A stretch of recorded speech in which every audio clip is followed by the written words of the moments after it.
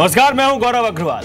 क्या पूर्व वित्त मंत्री पी चिदम्बरम और कार्ति चिदम्बरम किसी मुश्किल में फंसने जा रहे हैं? क्योंकि जिस तरीके से सीबीआई ने पूरी तैयारी के साथ मामले में जांच की शुरुआत की है, उससे इनके लिए मुश्किल बढ़नी तय लग रही है। लेकिन वही लालू और उनके परिवार के ठिकानों पर मारे गए छापों से राजनीतिक भूचाल भी आ गया है। अब सवाल यह है कि करप्शन पर चोट पर राजनीति क्यों हो रही है? अगर किसी ने गलत किया है तो उसके खिलाफ जांच क्यों नहीं होनी चाहिए? इसी मुद्दे पर मेरे साथ एक बड़ा पैनल है, उनसे हम बात करेंगे। तमाम एक्सपर्ट्स हैं मेरे साथ इस पैनल में, लेकिन उससे पहले कि उनसे हम बात करें, ये रिपोर्ट देखिए। देश के वित्त मंत्री रह चुके पी चिदम्बरम और उनके बेटे कार्ति चिदम्बरम के घर समेत कई ठिकानों पर सीबीआई ने छापे मारे। ये छापे दिल्ली, मुंबई, गुरुग्राम, चेन्नई में डाले गए। पूर्व वित्त मंत्री पी चिदम्बरम और उनके बेटे कार्ति चिदम्बरम के तमाम ठिकानों पर आज सीबीआई की छापेमारी चल रही है। सुबह से ये घर है पी चिदम्बरम का जोर बाग में, आप देख सकते हैं 115 ये स्थित जोर बाग घर है। हालांकि यहाँ जो लोग हैं उनसे हमने बात की, उनका कहना है कि अभी तक 8 बजे के बाद जो स्टाफ यहाँ आया है उसका कहना है कि अभी कोई पुलिस की टीम या सीबीआई की टीम यहाँ नहीं आई है और पिछले 3 दिनों से यहाँ चिदम्बरम साहब हैं भी नहीं। चिदम्बरम कहाँ हैं, कब आएंगे, इसकी जानकारी नहीं दी जा रही है। लेकिन लगातार उनके ठिकाने पर, चाहे वो दिल्ली हो, मुंबई हो, गुड़गांव हो और चेन्नई हो, चारों जगह ठिकाने पर छापेमारी चल रही है। ये छापेमारी एफआईपीबी यानी फॉरेन इन्वेस्टमेंट प्रमोशन बोर्ड की एक मंजूरी से जुड़ी हुई है। इस मंजूरी से पीटर मुखर्जी और इंद्राणी मुखर्जी के आईएनएक्स मीडिया को गलत ढंग से फायदा पहुंचाए जाने के आरोप हैं। छापेमारी के दौरान चिदम्बरम ने एक बयान जारी किया। उन्होंने कहा, सरकार सीबीआई के जरिए मुझे और मेरे बेटे को निशाना बना रही है। केंद्र सरकार मेरी आवाज बंद करना चाहती है। क्या मैं सरकार के खिलाफ बोलना लिखना बंद कर दूं? सरकार विपक्ष के नेताओं, पत्रकारों और कई एनजीओ के साथ ऐसा कर चुकी है। कार्ति चिदम्बरम ने भी इसे बदले की कार्रवाई बताया। वहीं बीजेपी नेता सुब्रमण्यम स्वामी ने कहा कि कार्ति चिदम्बरम के खिलाफ पुख्ता सबूत हैं। सूत्रों के मुताबिक सीबीआई ने अपनी एफआईआर में आईएनएक्स मीडिया को वित्त मंत्रालय में प्रभाव के जरिए एफआईपीबी की मंजूरी दिलाने का आरोप है। आईएनएक्स मीडिया के विदेशी निवेश को मंजूरी दिलाने के बदले advantage strategic consulting private limited को पैसे दिए गए और इस कंपनी का संबंध कथित तौर पर कार्ति चिदम्बरम से है। चिदम्बरम पर गैर कानूनी तरीके से डील को क्लियरेंस देने का आरोप है। सीबीआई ने इस पर कल केस दर्ज किया था। वहीं आयकर विभाग ने दिल्ली और गुरुग्राम में और उनके परिवार से जुड़े 22 ठिकानों पर एक साथ छापेमारी की। ये छापेमारी 1000 करोड़ रुपए की बेनामी संपत्ति को लेकर की गई। आरजेडी सांसद प्रेमचंद्र गुप्ता के बेटे और लालू की बेटी मीसा भारती के पति शैलेश कुमार के ठिकानों पर भी छापेमारी की गई। छापेमारी के बाद लालू यादव ने ट्वीट कर कहा कि वो इस छापेमारी से डरने वाले नहीं हैं। आज बिग स्टोरी बिग डिबेट का पहला सवाल, क्या चिदम्बरम ने अपने पद का दुरुपयोग किया? क्या कार्ति चिदम्बरम की कंपनियों को किसी तरह का फायदा पहुंचा? क्या करप्शन पर अटैक से टूट जाएगा लालू नीतीश का गठबंधन? तो इन्हीं हम सवालों का आज अपने इस डिबेट के दौरान उठाएंगे। कौन कौन मेरे साथ इस डिबेट में, मैं आपको पहले ये बता देता हूं। मेरे साथ जफर इस्लाम है, बीजेपी के प्रवक्ता हैं। मेरे साथ रागिनी नायक जुड़ रही हैं, कांग्रेस की प्रवक्ता। मेरे साथ टीएसआर सुब्रमण्यम स्वामी हैं, सुब्रमण्यम साहब हैं, टीएसआर सुब्रमण्यम साहब हैं, आप फॉर्मर कैबिनेट सेक्रेटरी हैं। सुब्रमण्यम स्वामी थोड़ी देर मेरे साथ जुड़ेंगे इस पैनल में, बस थोड़ी देर में जुड़ेंगे। मेरे साथ टीआर रामाचंद्रन हैं, सीनियर जर्नलिस्ट। मेरे साथ एनके सिंह हैं, फॉर्मर ज्वाइंट डायरेक्टर सीबीआई। और मेरे साथ यतीन्द्र चौधरी हैं, सीनियर लॉयर सुप्रीम कोर्ट। आप सभी लोगों का स्वागत है। जैसा कि मुझे बताया गया, सुब्रमण्यम स्वामी हमारे साथ हैं, तो पहले उन्हीं से बात कर लेते हैं। सुब्रमण्यम स्वामी साहब, स्वागत है जी बिजनेस पर। और सर, आज दिन भर पी चिदम्बरम और कार्ति चिदम्बरम के ठिकानों पर छापेमारी को लेकर काफी बातचीत हुई है। तो सबसे पहले जो दर्शक हमारे साथ जुड़े हैं, जो आपको देख रहे हैं, जो आपको सुनना चाह रहे हैं, उनको तो सबसे पहले आप ये बताइए कि सीबीआई की आज की कार्रवाई को कैसे देखते हैं आप? ठीक, शुरू तो हुआ कि जब मैंने हमारी सरकार बनते ही कहा कि एफआईपीबी क्लियरेंसेस जो सारे चिदम्बरम ने दी थी वो सब पर जांच होनी चाहिए। और उदाहरण मैंने एयरसेल मैक्सिस का दिया था। तो बाद में एनफोर्समेंट डायरेक्टरेट के कई होशियार ऑफिसर्स और देशभक्त ऑफिसर्स ने 16 ऐसे केसेस को निकाली थी और उसके आधार पर कार्रवाई में करने में देरी हो गई। पर मैं प्रधानमंत्री कि जो नया निर्णय है कि जो भ्रष्टाचार का सवाल है उसको अब बाकी 2 साल में पूरा करना है, काला धन विदेशों से लाना है। तो उस दृष्टि से ये आज सबको, सब एजेंसीज को छूट मिली है कि जो हम आपको करना है अपने कार्य जी वो करिए। तो उसमें ये एक डेवलपमेंट है। नहीं, लेकिन सर चिदम्बरम, कार्ति चिदम्बरम और पी चिदम्बरम पर आरोप आखिर है क्या, ये बताइए जरा हमारे दर्शकों को, पूरा मामला क्या है? आरोप ये है कि ये 16 में कॉमन आरोप ये है कि ये जो FIPB अप्रूवल चिदम्बरम ने दिया वो देना नहीं चाहिए था। अभी एक तीसरी मैं बताता हूँ, एक होटल है दिल्ली में, उन्होंने फॉरेन डायरेक्ट इन्वेस्टमेंट एक इंग्लिश कंपनी से लिया और उस इंग्लिश कंपनी का नाम निशाना इंग्लैंड में नहीं है, UK में नहीं है। तो फिर कैसा लिया? तो कम से कम इसकी तो जांच करने के लिए चिदम्बरम को करना चाहिए था। तो इसी प्रकार से एयरसेल मैक्सिस में एक मलेशियन कंपनी को 100% शेयर्स खरीदने के लिए अधिकार, यानी उन्होंने प्रपोजल दिया था। और चिदम्बरम को पता था कि हमारी फॉरेन डायरेक्ट इन्वेस्टमेंट के रूल्स के अनुसार जो कानून बनी थी फॉरेन डायरेक्ट इन्वेस्टमेंट ने, उसे 74% से ज़्यादा नहीं खरीद सकते थे, प्रत्यक्ष और अप्रत्यक्ष। और मलेशियन कंपनी ने 74% अप्रत्यक्ष खरीदा और एक अपना कंपनी की पैसा से कोई एक झूठा कंपनी पैदा किया, एक शेल कंपनी, और उसने 26% कर दिया। तो उसके बाद कार्ति चिदम्बरम के जो अनेक कंपनीज़ हैं दुनिया भर में, उन्होंने ब्रांचेस खोली है, उसमें जैसे एडवांटेज स्ट्रेटेजिक कंसल्टिंग कंपनी, उसमें ये पैसा ये लोग जमा करते थे। ठीक है, लेकिन एक आरोप और है कि आईएनएक्स मीडिया को फायदा पहुंचा और आईएनएक्स मीडिया को कार्ति चिदम्बरम ने फायदा पहुंचाया। तो ये फायदा कैसे पहुंचा सर? नहीं, इसमें तो ये था कि इनको मिलना नहीं चाहिए था और उनको कई चीज़ों में वैसे भी वो कानून में उन्होंने उल्लंघन किया था। इस सब को माफ़ करने के लिए उसने पिताजी पर असर लाई, नहीं तो और क्यों ये जो आईएनएक्स के जो मालिक थे, ये भट्टाचार्य मुखर्जी जो भी था, पीटर मुखर्जी, उसने इसके कंपनी में पैसा क्यों जमा किया? यानी कार्ति चिदम्बरम का कोई रोल नहीं है तो क्यों जमा किया? और कार्ति चिदम्बरम तो गवर्नमेंट ऑफिशियल नहीं है, तो ये फिर FIPB में इसको निर्णय करने के लिए ये कैसे प्रभावित कर सकता है? क्योंकि उसके पिताजी उसकी बात सुनते थे। नहीं, लेकिन चिदम्बरम का आज का बयान आपने देखा होगा सर, वो कह रहे हैं कि वो पूरे इस मामले में पाक साफ है, उनको फंसाया जा रहा है। वो तो कोर्ट को कहना है, ये मीडिया को कहने की कोई ज़रूरत नहीं। ये तो अब कोर्ट का मामला है, कोर्ट में जाकर कहें। लेकिन मिस्टर स्वामी, अगर चिदम्बरम पर, जैसा कि आप कह रहे हैं, आपका आरोप है कि पद का दुरुपयोग उन्होंने किया और ये मामला साबित होता है, तो क्या कार्रवाई हो सकती है? वो प्रिवेंशन ऑफ करप्शन एक्ट में धारा 13(1)(d) पार्ट 3 उसके अनुसार उनको 7 साल की सज़ा मिल सकती है। ठीक है मिस्टर स्वामी, बहुत शुक्रिया आपका हमारे साथ जुड़ने के लिए। हमें बताया जा रहा है कि आपके पास ज़्यादा वक्त नहीं, लेकिन फिर भी बहुत शुक्रिया, आपने जितना वक्त हमें दिया। और अब अपने पैनल की तरफ जाएंगे। हमारे साथ जो लोग जुड़े हुए, मैंने आपको बताया, तमाम एक्सपर्ट्स और इस देश की 2 बड़ी पॉलिटिकल पार्टियों के रिप्रेजेंटेटिव मेरे साथ हैं। लेकिन सबसे पहले जफर इस्लाम, मैं आपके पास आऊँगा। जफर इस्लाम, पी चिदम्बरम के बेटे कार्ति चिदम्बरम के घर पे या उनके ठिकानों पर छापेमारी पहली बार नहीं हुई, इससे पहले भी कई बार हुई है। लेकिन सवाल यह है कि आज पी चिदम्बरम ने साफ कह दिया, इससे पहले भी वो कहते हैं और आज भी उन्होंने कहा कि जो सरकार के खिलाफ लिख रहा है, पत्रकार हो, नेता हो या कोई और हो, सबको निशाना बनाया जा रहा है और यही आज भी हुआ है और ऐसा कुछ नहीं है जो मैंने गलत किया। यानी आप पॉलिटिकल वेंडेटा के भावना से ये सब करवा रहे हैं सीबीआई से। ये आरोप है पी चिदम्बरम का आपके ऊपर। देखिए, पहले तो मैं ये बताना चाहता हूं कि ये रेड जो है उनके बेटे कार्तिक चिदम्बरम के ठिकानों पे हुआ है, पहली बात।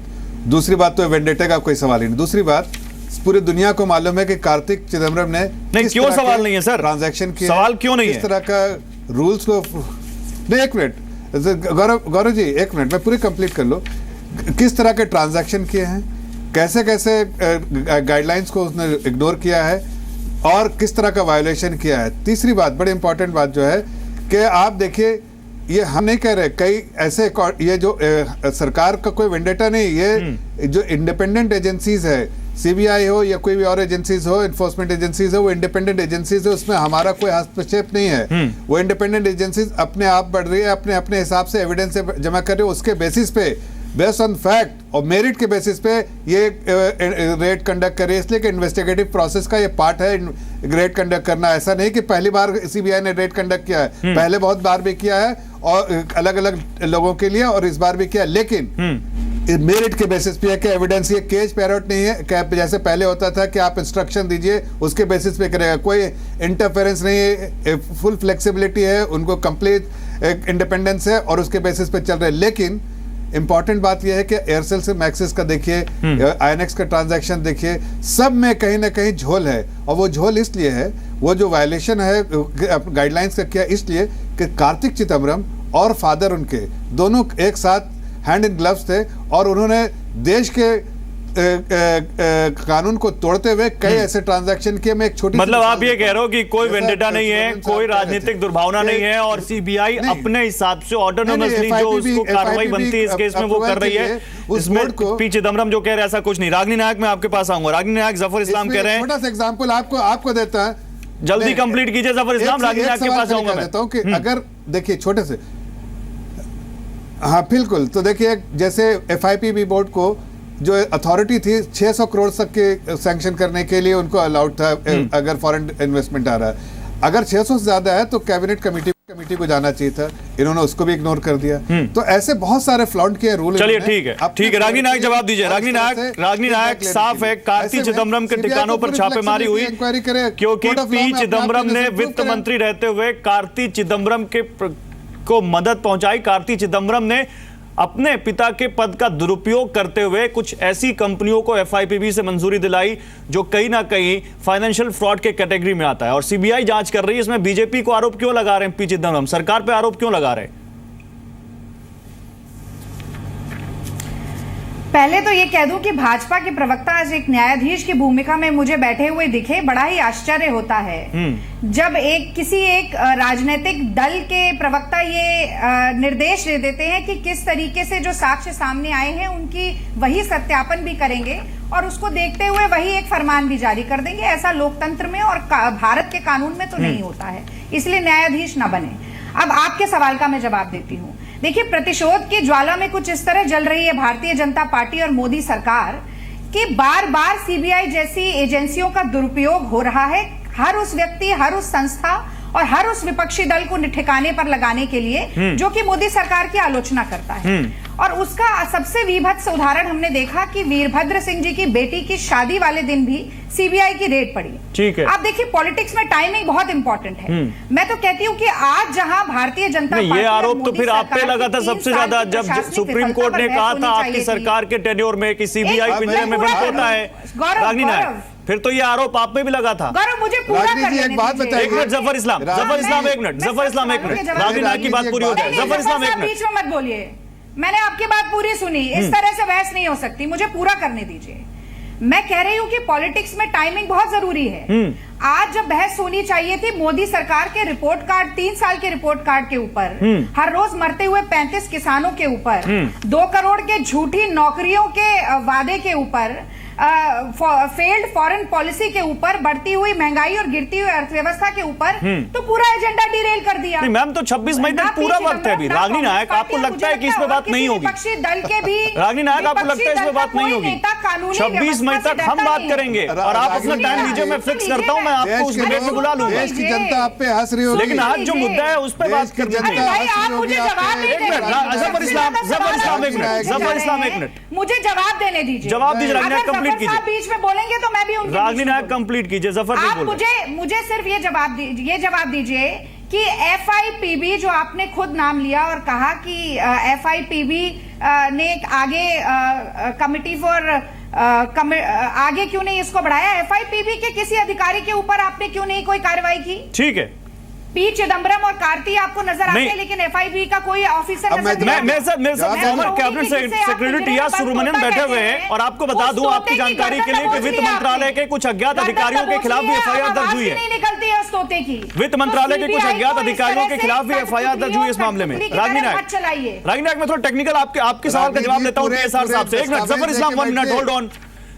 टीएसआर साहब, सबसे पहला सवाल तो जो रागिनी नायक कह रही है कि एफआईपीबी के अधिकारियों के खिलाफ कार्रवाई क्यों नहीं हुई, तो अगर इन्फ्लुएंस किया और वो इन्फ्लुएंस हुए तो कार्रवाई होनी चाहिए। दूसरा सवाल, क्या वित्त मंत्री एफआईपीबी बोर्ड में जो 5 सेक्रेटरी थे उनको इन्फ्लुएंस कर सकता है? जो आरोप यहां पर लगाए गए हैं बीजेपी की, जो आरोप यहां पर लगे, जो सुब्रमण्यम स्वामी कह रहे थे अभी। आपने जो पॉइंट कहा, before you counter give me only half a minute sir. FIR दर्ज हो गया है, अभी 2PE है, कन्वर्ट करना है आरसी में आफ्टर इन्वेस्टिगेशन, उसमें इसमें डिटेल्स वगैरह आएंगे।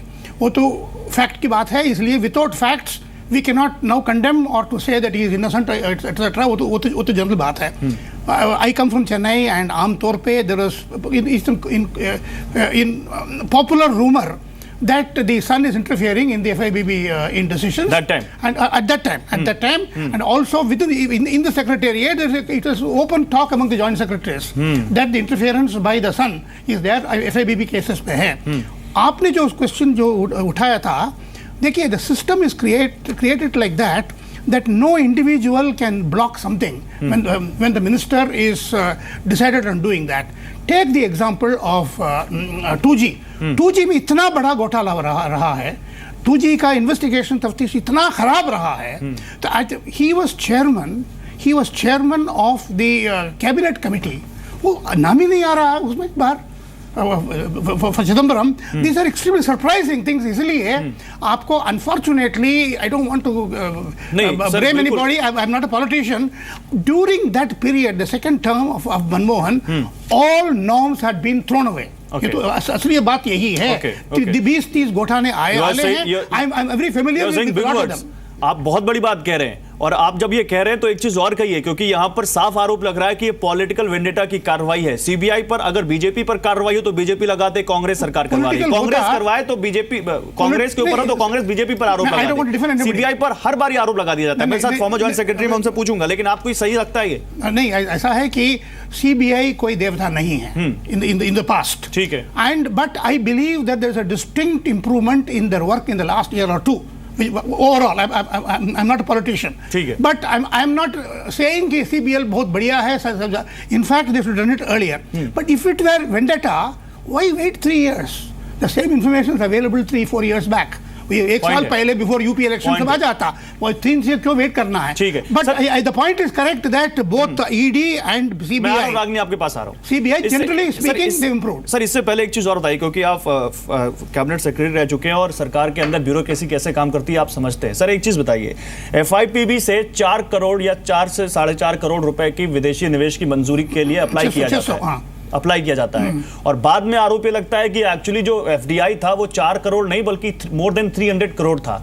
तो ये क्या फाइनेंशियल फ्रॉड के अंदर आता है? अगर ऐसा है आएगा वो बिल्कुल आएगा। जो क्वेश्चन इज कि इधर दी कंपनी जिसका अप्रूवल मिला है उन्होंने फ्रॉडुलेंटली काम किया, वो दूसरा आपने जानबूझ के इतना होने वाला है, आप गेट को खोल रहे हैं करके, clearly reference has been committed, उसका इंक्वायरी होना है, जो भी एक्शन अंडर लॉ होना चाहिए। ठीक है, तो हो नहीं सकता है कि आपका मंशा है 600 करोड़ का या 4 करोड़ का, आप कर रहे हैं 300 करोड़ का या 2,000 करोड़ का, तो हो ही नहीं सकता है। ठीक है, और उसके बाद भी एक सामने आया कि किस तरह से कार्ति चिदम्बरम को की जो कंपनी है उनको पैसा दिया गया, उनको इक्विटीज दिए गए, 60 लाख रुपए के शेयर जो कि लंदन के company RTO digital UK limited है उनकी कंपनी में ट्रांसफर किए गए। ठीक है, लेकिन ये जांच एजेंसी तय करेगी और ये कोर्ट तय करेगा कि क्या हुआ क्या नहीं हुआ है। लेकिन मैं एनके सिंह साहब के पास जाऊंगा, मैं टी आर रामचंद्रन, उसके बाद आपके पास आऊंगा, पॉलिटिकल इंप्लीकेशंस पूछूंगा मैं आपसे इस केस के। लेकिन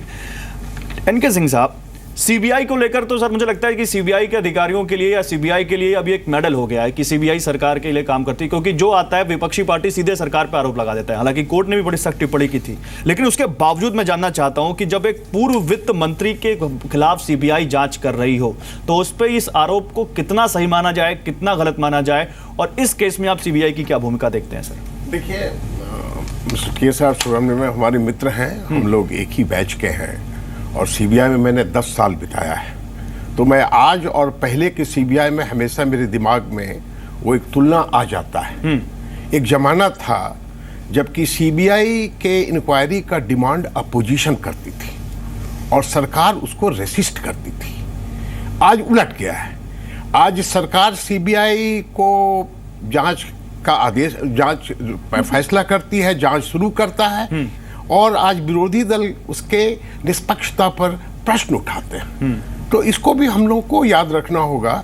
मैं इनके इस बात से सहमत नहीं हूं कि ये 2 साल में सीबीआई के काम सुधरा है। अभी देखिए, लोगों का विश्वास सीबीआई पर वो नहीं है जो पहले था। ठीक है। विरोधी दलों का विश्वास सीबीआई पर वो अब नहीं है जो पहले था। मुझे याद है तुलमोहन राम के पांडिचेरी लाइसेंस के आए, हम एसपी सीबीआई थे उस समय, और विरोधी दल का मांग था कि सीबीआई का इंक्वायरी किया जाए और गवर्नमेंट और सरकार जो थी तत्कालीन वो नहीं देना चाहती थी। बहुत सारे हंगामे हुए, उसमें हम लोग को विस्तार में नहीं जाना है। ठीक है। अब ये हाल के दिनों में क्या हुआ है कि देखिए, 2 पहलू को हमको याद रखना हो। ये पॉलिटिक्स अलग है, राजनीति अलग है, लेकिन एज ए प्रोफेशनल हम सोचते हैं कि 2 पहलू को हमको याद रखना पड़ेगा कि जैसे सीबीआई, अभी हाल में सीबीआई के उच्च स्तर पर, टॉप लेवल पर चेंजेस हुए, उसके बारे में बहुत सारे प्रश्न उठाए गए। जो वहाँ के वो सारे अधिकारी हमारे अंदर काम कर चुके हैं, इसलिए व्यक्तिगत रूप से मैं उन लोगों को जानता हूँ। मैं उनके इंटेग्रिटी पर प्रश्न नहीं उठाता हूँ। ठीक है। लेकिन इसके लिए पूरा सरकार जवाबदेह है कि उस समय का जो सीनियर मोस्ट था स्पेशल डायरेक्टर आर.के. दत्ता, वो 2 दिन 3 पहले उसके रिटायरमेंट के पहले उनको एमएचए में भेज दिया गया, कोई पद ही नहीं था। ठीक है। और मतलब आपके हिसाब से सर ये क्रक्स निकलता है कि सीबीआई के ऊपर जो आरोप लगते हैं उनके ऊपर आप बिल्कुल क्लियर कट नहीं कह सकते कि नहीं आरोप गलत है, कहीं ना कहीं कुछ ना कुछ हो सकता है। नहीं, मैं केवल इतना ही कहूंगा कि आज लोगों को सीबीआई के निष्पक्षता पर वो विश्वास नहीं रह गया है। हाँ। जो पहले हुआ करता और आपने ये दुर्भाग्यपूर्ण आपने जो एग्जांपल दिया वो मेरे ख्याल से सटीक एग्जांपल है कि पहले अपोजिशन कहता था कि सीबीआई जांच करो, आज अपोजिशन कहता है कि सीबीआई सरकार के इशारे पर काम कर रही है। लेकिन टी.आर. रामाचंद्रन साहब, ये तो हो गया टेक्निकल। अगर हम पॉलिटिकल इंप्लीकेशंस देखें इस पूरे मामले, रागनी मैं सोच रहा हूं एक एक करके सबसे ले लूं, फिर उसके बाद एक ओपन डिस्कशन करते हैं, फिर मैं आपके पास आऊंगा, आपको वक्त दूंगा। टी.आर. रामाचंद्रन साहब, क्या पॉलिटिकल इंप्लीकेशंस देखते हैं आप इसके? और जिस तरह से रागनी नायक कही थी, ये तो डाइवर्ट किया जा रहा है। सरकार को 3 साल के कामकाज में बोलना चाहिए था, सरकार ने एक नया शिगुफा छेड़ दिया। क्या आपको लगता है कि इससे डाइवर्ट हो सकता है ये पूरा मामला, या आपको लगता है कि नहीं चिदम्बरम के लिए मुश्किल है पॉलिटिकली भी? देखिए, मेरा तो मानना ये है कि जो भी राजनीतिक दल ऑपोजिशन में है वो ज़रूर कहती है कि अगर कोई इंक्वायरी बिठाया जाए कि ये पॉलिटिकल वेंडेटा है। सबसे पहली बात तो ये है। दूसरी बात, हमारे पास बड़े वरिष्ठ लोग हैं, टी.एस.आर. सुब्रमण्यम, आप भी सीबीआई में जॉइंट डायरेक्टर रह चुके हैं। आखिरकार जो इन्होंने कहा है उसको मेरे ख्याल में बहुत केयरफुली, समझबूझ से इन्होंने कहा है और बड़ा मायने रखता है जो भी उन्होंने कहा है। पॉलिटिकल इम्प्लीकेशंस इसकी ये होगी कि कांग्रेस की छवि जो ऑलरेडी बहुत नीचे है वो और 2 बार मार खाएगी, और अब तक जो स्थिति रही है वहाँ पर बीजेपी हर राजनीतिक दल से और खासकर कांग्रेस से 3 कदम आगे है। और जैसे आपको मालूम है जो रिजल्ट यूपी में अभी रिसेंटली निकला, उसमें ना कांग्रेस कहीं थी, ना एसपी कहीं था, ना बीएसपी कहीं था, और सिर्फ एक बीजेपी और बीजेपी ही था। 403 सीटों में से 315 सीट एक पार्टी को जाए, और एनडीए के जो अलायंस है सबको मिला के अगर आपके पास 322 या 23 या 24 सीट मिल जाएं 403 में से, वो कोई छोटी सी बात नहीं है। बिल्कुल। 17 साल बाद बीजेपी यूपी में सत्ता में लौटी है। अब रही बात, ये एक स्टेपिंग स्टोन भी हो सकता है आपके लिए 2019 के लिए। मेरे हिसाब से यूपी का जो आउटकम निकला है वो तो एक बहुत ही बड़ा फोर्स रहा है बीजेपी के लिए। नहीं, एक बड़ा आरोप एक ये भी लगाया गया कांग्रेस के कुछ लोकल लीडर्स तमिलनाडु में, चेन्नई में, कि बीजेपी जो वहां पर वैक्यूम कभी क्रिएट हुआ है जयललिता के जाने के बाद, उसको कहीं ना कहीं खोज रही है और इसलिए ये सारी चीजें की जा रही हैं पॉलिटिकल वेंडेटा। अभी फिलहाल तमिलनाडु बीजेपी के लिए एक बहुत महत्व रखता है। वो महत्व इसलिए रखता है क्योंकि AIADMK वहां पर सत्ता पे है। AIADMK के पास और उनके कुछ नेताओं पर भी के खिलाफ भी छापेमारी हुई थी। वो ठीक है, वहां तो नेताओं पे छापे, कोई ना कोई किसी नेता पे छापा लगता ही है, पर AIADMK के पास जो सीट्स हैं लोकसभा में और राज्यसभा में, वो इतना महत्व रखता है कि वो अगर आने वाले प्रेसिडेंशियल इलेक्शन जुलाई में बीजेपी को अपनी नॉमिनी को वोट दें तो बीजेपी की स्थिति बहुत बेहतर और वो प्रेसिडेंशियल इलेक्शन पहली बार जीत भी सकती है। तो मतलब ये पॉलिटिकल इम्प्लीकेशंस हैं इस पर। लेकिन यतीन्द्र, आपको क्या लगता है कि अगर ये मामला अगर कोर्ट तक पहुंचेगा ही, और कोर्ट में इस पर मामला तो होगा ही, अगर ये पूरा मामला CBI जो कह रही है ये साबित होता है कि तो कितना चिदम्बरम के लिए, खुद में वो वकील हैं, सीनियर लॉयर है, लेकिन उसके बावजूद कितना मुश्किल हो सकता है उनके लिए? देखिए, मैं इसको सबसे पहले शुरू इसलिए एक तरीके से करना चाहता हूँ कि 2016 में एनफोर्समेंट डायरेक्टरेट और इनकम टैक्स की एक जॉइंट रेड हुई थी कार्ति चिदम्बरम के ठिकानों पे। ठीक है। वो एयरसेल मैक्सिस डील के लेकर के थी। ठीक है। वहीं से उनको जानकारी सारी मिली कि तमाम तरह की प्रॉपर्टीज दुनिया भर के देशों में उनकी व्यापार फैला हुआ है और प्रॉपर्टीज है, बेनामी संपत्ति है। वहीं से एक निकली हुई एक लीड है जिसमें कल CBI ने एक FIR दर्ज करी है, जिसमें FIPB का सीरियस वॉल्यूशन सामने आया है। जो एक कंपनी है INX ग्रुप, उन्होंने FIPB जब अप्रूवल लिया उसमें 2 तरह की इलीगैलिटी करी। एक तो उन्होंने इलीगैलिटी ये करी कि 4 करोड़ का रकम बता के उसको 300 करोड़ ले गए FDI को।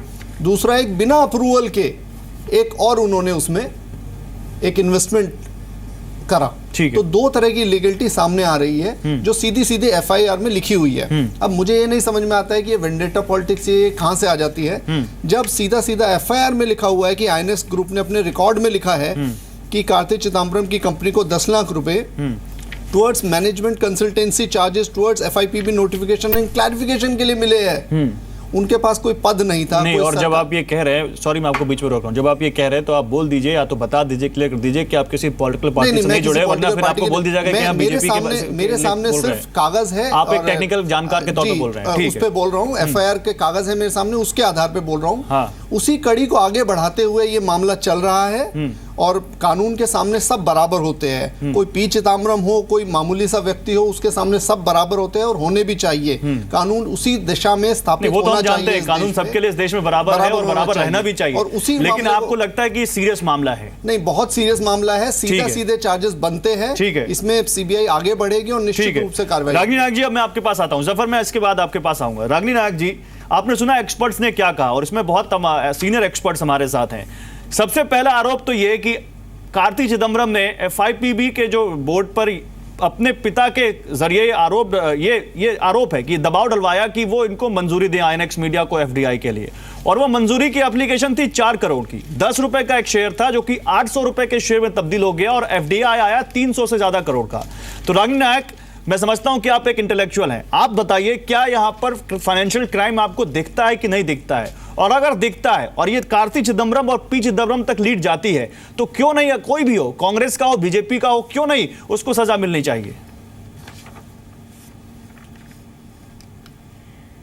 देखिए, वकीलों का तो काम यही होता है गौरव जी, तथ्य एक ही होते हैं। वकील जब 2 अलग अलग पार्टियों को रिप्रेजेंट करते हैं, वो उन तथ्यों को अलग तरीके से और उनकी व्याख्या अलग तरह से करके कोर्ट के सामने रखते हैं। और अगर आज आप चाहते हैं कि मैं ही कोर्ट की भूमिका निभाकर ये बता दूं कि चिदम्बरम जी और कार्ति गुनहगार है या बेगुनाह है, तो मैं समझती हूँ कि ये तो बहुत ही गलत होगा। हमें मीडिया ट्रायल से बचना चाहिए, और ये पूरी मुहिम ही कहीं ना कहीं मीडिया ट्रायल चलाने की है ताकि कुछ लोगों की छवि खराब हो सके और दागदार हो सके।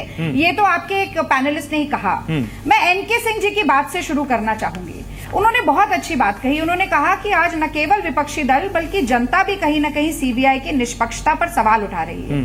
पर इसी के साथ मैं ये भी जोड़ दूं कि विपक्षी दल, उन्होंने कहा कि विपक्षी दल आजकल सीबीआई की इंक्वायरी की मांग नहीं करते हैं। ऐसा नहीं है। क्यों मुझे पॉलिटिकल वेंडेटा लगता है? इसलिए क्योंकि जब व्यापम घोटाले पे सीबीआई इंक्वायरी की मांग होती है, जब चिक्की घोटाले पर होती है, छत्तीसगढ़ के चावल घोटाले पर होती है, जब मोदी गेट पर सीबीआई इंक्वायरी की मांग होती है, तब कहीं ना कहीं सरकार के कानों में जू नहीं रेंगती, क्योंकि तब आंच अपने ऊपर आनी होती है। तो बार बार इस देश में जो पूरा माहौल बन रहा है, सिर्फ सीबीआई की बात नहीं है, आप समझने की कोशिश करिए। नहीं, बिल्कुल बिल्कुल, आप जो कह रही है, मैं उसी से जुड़ा एक सवाल आपसे पूछता हूँ। रागनी जी, आप जो कह रही है, मैं उसी से जुड़ा एक सवाल पूछता हूँ आपसे। मुझे बस 10 सेकंड दीजिए, मुझे पूरा कर 10 सेकंड में पूरा करूंगी मैं। तो छात्र छात्रा अगर फेसबुक पे कमेंट करते हैं तो अरेस्ट हो जाते हैं। व्यापम घोटाले से जुड़े हुए एक बड़े चैनल के पत्रकार की अचानक मृत्यु हो जाती है। छत्तीसगढ़ में आप देख रहे हैं कि किस तरीके से पत्रकारों के ऊपर ही अत्याचार हो रहा है। विपक्षी दल, ये केवल कांग्रेस की बात नहीं है। नीतीश कुमार के साथ शायद साठगांठ की कुछ सोच चल रही है दिमाग में, इसीलिए फोन भी टैप हो रहे हैं। फिर उसी दिन लालू जी के यहाँ भी रेड पड़ रही है। तो ये पूरा माहौल देश में बनाया जा रहा है। आपने लालू प्रसाद का जिक्र किया तो वो तो मामला दूसरा है, उस पर मैं आऊंगा। लेकिन रागनी नायक, मेरे एक छोटे से सवाल का छोटा सा जवाब दे दीजिए, फिर मैं दूसरे पैनलिस्ट के पास जा रहा हूँ। रागनी नायक, मेरे एक छोटे से सवाल का छोटा सा जवाब दे दीजिए। अगर मोदी सरकार पॉलिटिकल वेंडेटा और एक राजनीतिक दुर्भावना के तहत सीबीआई का दुरुपयोग आपके बहुत बड़े नेता के लिए कर सकती है, तो कांग्रेस क्यों नहीं कर सकती है? या 10 साल तक जब कांग्रेस थी तो कांग्रेस ने नहीं किया, इस बात की क्या गारंटी है? जब सुप्रीम कोर्ट यह कहता है कि सीबीआई पिंजरे में बंद होता है, उस वक्त तो कांग्रेस की सरकार थी।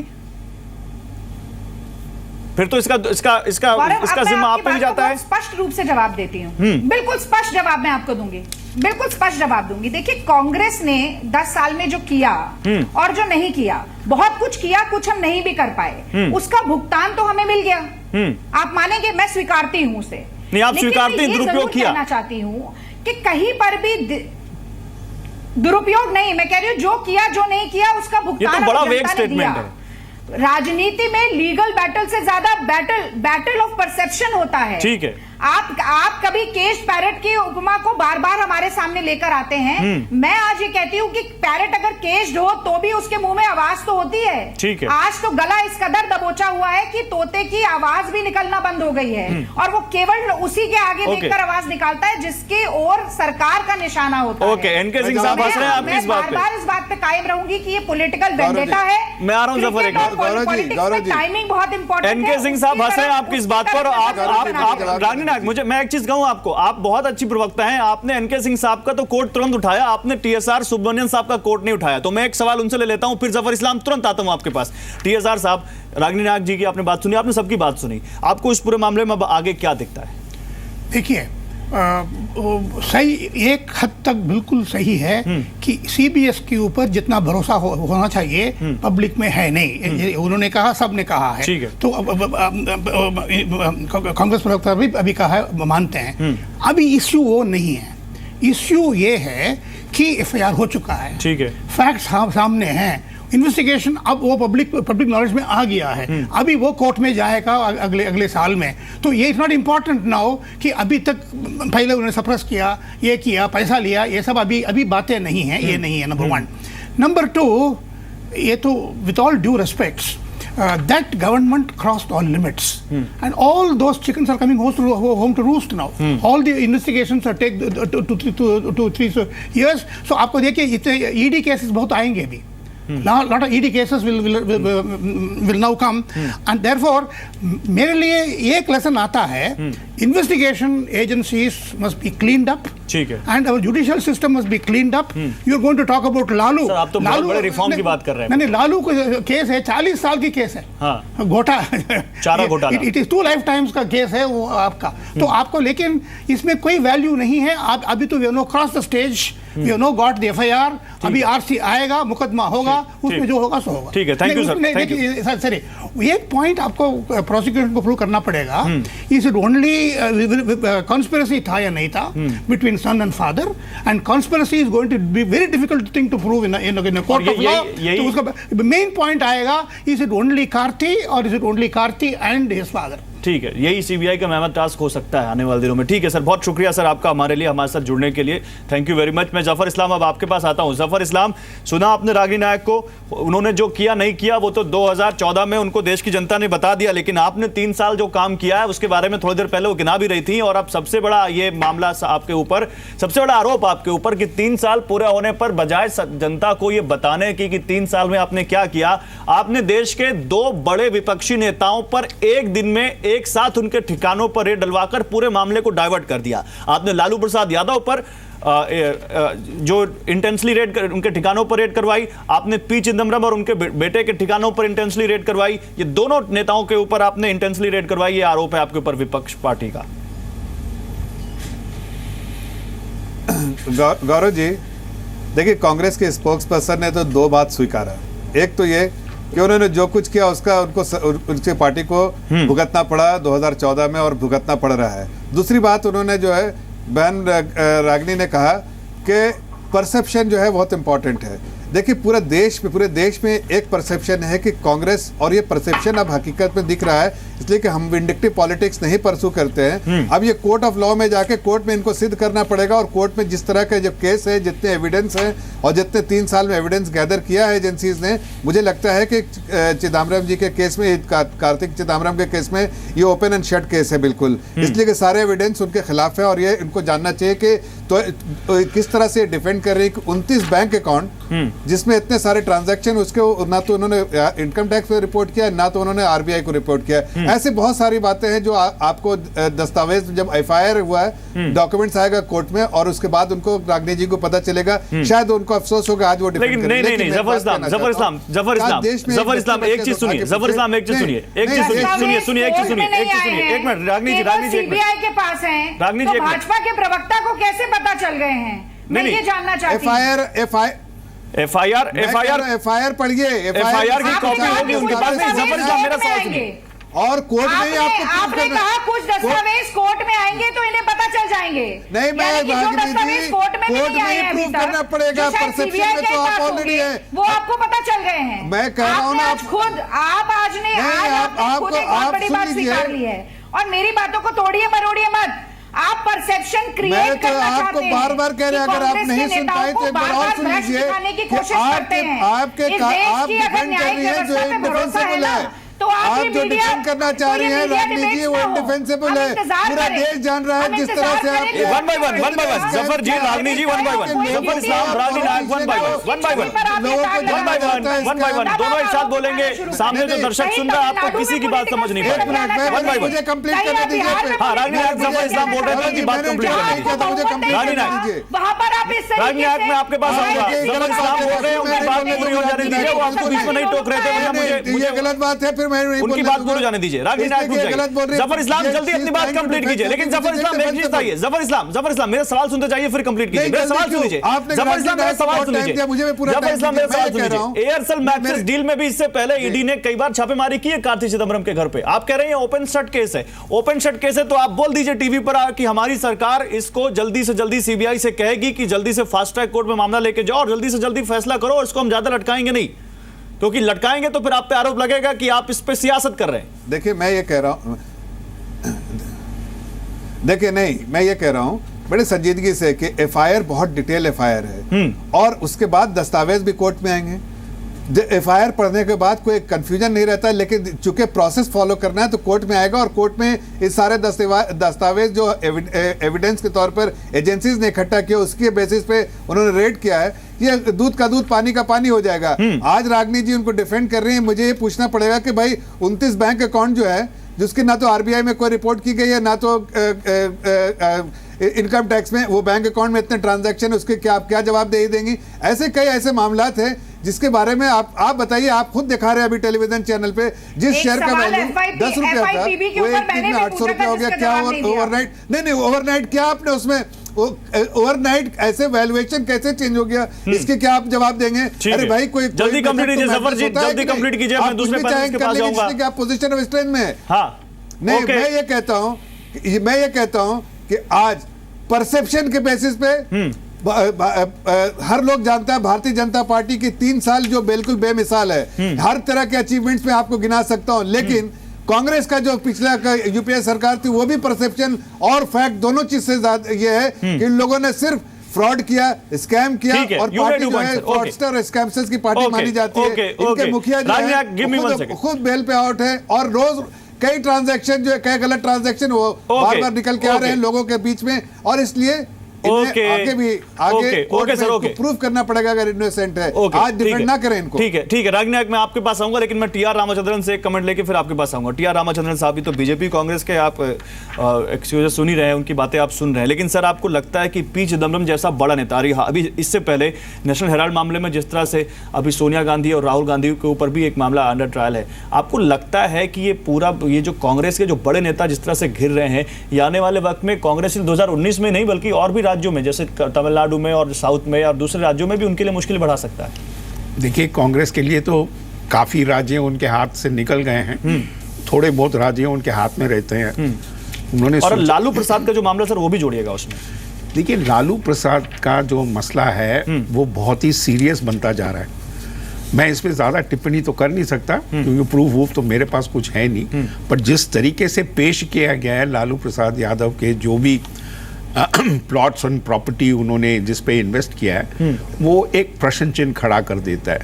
तो अब इन्वेस्टिगेशंस के लिए रुकना पड़ेगा। हम सबको मालूम है कि फॉर्डर केस में किस तरह से जो आई थी और किस तरह से उन्होंने जेल काटे। अब वो तो जरूर सोचेंगे कि ये पॉलिटिकल वेंडेटा है। आज जैसे दिन में लालू प्रसाद यादव ने एक ट्वीट किया कि अब बीजेपी को नया अलायंस पार्टनर मिल गया है, और उसके बाद फिर उन्होंने कहा कि ज्यादा लार मत टपकाओ, ये हमारा गठबंधन वो उनका इशारा तो क्या महागठबंधन के ऊपर आपको कोई तलवार लटकती दिखती है क्या? क्योंकि नीतीश कुमार के ऊपर पहले से भी कहा जा रहा है कि नीतीश कुमार एनडीए में आ सकते हैं। घर वापसी की बात काफी देर से कर रहे हैं। देखिए, लालू प्रसाद जी के लिए ये अलायंस बहुत महत्व रखता है।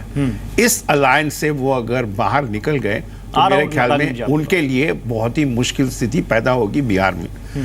वो एक बड़े सीजन्ड पॉलिटिशियन है और मुझे नहीं लगता कि इस अलायंस में कोई फूट इमीडिएटली आएगी। और या वो खुद डालना चाहेंगे? नहीं, वो खुद तो बिल्कुल ही नहीं डालना चाहेंगे, क्योंकि अपने आप को उन्होंने अगर नीतीश जी से सेपरेट कर लिया और अलग हो गए तो मेरे ख्याल में वहां पूरा जो अभी सिलसिला है उसमें बहुत ही बड़ी दिक्कत आ जाएगी। मैं आपसे फिर से एक सवाल पूछता हूँ, रागिनी जी आ रहा हूँ एक मिनट, आपसे फिर से सवाल पूछता हूँ। जिस तरह नीतीश कुमार संकेत देते हैं, एक बार फिर उन्होंने कहा कि बीजेपी को सभी पार्टियों से मिलकर बात करनी चाहिए प्रेसिडेंशियल इलेक्शन पर। इससे पहले नीतीश कुमार ने डिमोनेटाइजेशन पर सरकार के स्टैंड के साथ वो खड़े रहे। नीतीश कुमार बार बार संकेत देते हैं कि कहीं ना कहीं उनका रुख नरम है। खैर, इस वक्त तो वो भी कहना मुश्किल है कि क्या उनका रुख नरम है कि नहीं, पर वो जो कह रहे हैं उन्होंने ये बात स्पष्ट कर दी है कि वो चाहते हैं कि इस पे डिस्कशन हो और प्रणब मुखर्जी साहब को एक सेकेंड टर्म दिया जाए। प्रणब मुखर्जी साहब को मेरा अपना असेसमेंट है कि उनको एक सेकेंड टर्म मिलेगी नहीं। क्यों? बीजेपी चाहती है कि किसी ना किसी तरह पहली बार उनका एक नुमाइंदा राष्ट्रपति बने इस देश का। ठीक है। और ये बहुत महत्व बीजेपी के लिए रखता है और कोशिश उनकी यही रहेगी जो छोटा सा शॉर्टफॉल उनका है उसको पूरा किया जाए और उनका एक नॉमिनी राष्ट्रपति बने। ठीक है। रागिनी नायक, आप कुछ बोलना चाहती थी, बोलिए जल्दी, 30 सेकंड है आपके पास। गौरव, मैंने पहले भी जफर साहब को कहा था कि आप कृपया न्यायाधीश ना बनने की कोशिश करें। यहाँ पर कोर्ट ये निर्धारित करेगा कि क्या ट्रांजैक्शंस हुए, क्या उन ट्रांजैक्शन जो बैंक अकाउंट में पैसे दिखाए गए हैं वो बैंक अकाउंट कार्तिक के हैं कि नहीं है, उन पर इनकम टैक्स दिया गया है कि नहीं दिया गया, शेयर का भाव कितना बढ़ा एक दिन में, जो डॉक्यूमेंट्स दस्तावेज हैं उनकी क्या क्रेडिबिलिटी है, ठीक है, कोर्ट तय करेगा। उससे पहले ही आप अगर चैनल पे बैठकर जजमेंट देते हैं तो मैं समझती हूँ कि आप एक ऐसा परसेप्शन क्रिएट करना चाहते हैं जो कि आज की जो कि रियल नहीं है, जो कि सच्चाई नहीं है। आप रुकना नहीं चाहते क्योंकि आप कोई इमीडिएट बेनिफिट उससे लेना चाहते हैं और यही आप पिछले 3 सालों से कर रहे हैं। Point number 1। Point number 2, Bharatiya Janata party सत्ता के लिए इतनी लालची है, सत्ता लोलुपता इतनी ज्यादा है कि जहां जहां उनको सीधा बहुमत नहीं मिलता है वहां वो टेढ़ी उंगली से घी निकालते हैं, पर्दे के पीछे की कलाकारियां शुरू होती हैं। तो अभी आपने देखा रामचंद्रन जी ने भी ये बात कही कि तमिलनाडु का पॉलिटिकल स्पेस नजर आ रहा है, वहीं दूसरी तरफ बिहार का कांग्रेस का गठबंधन इतिहास जफर जी एक मिनट, कांग्रेस के इतिहास के पढ़ लीजिए होते हुए नहीं जफर जी एक मिनट, बहन रागनी जी को कहना चाहता हूं कि कांग्रेस का इतिहास पढ़ लीजिए।